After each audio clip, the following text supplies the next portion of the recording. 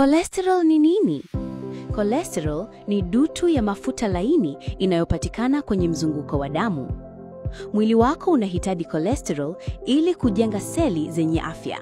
Lakini kiwango kikubwa cha cholesterol kinaweza kuongeza hatari ya kupata magonjwa ya moyo. Cholesterol ya juu husababisha mkusanyiko wa mafuta kwenye mishipa ya damu.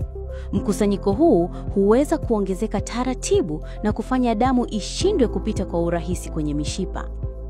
Ikiwa mkusanyiko huu utapasuka ghafla, huweza kusababisha kuganda kwa damu, jambo ambalo linaweza kusababisha mshtuko wa moyo au kiharusi. Cholesterol ya juu inaweza kurithiwa, lakini mara nyingi hutokana na mtindo wa maisha usiofaa. Kwa bahati nzuri, hali hii inaweza kuzuilika na kutibika.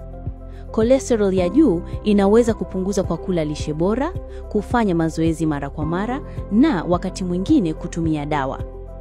Kwa maelezo zaidi kuhusu afya, tembelea matawi yetu ya Eternal au tufuatilie kupitia mitandao yetu ya kijamii.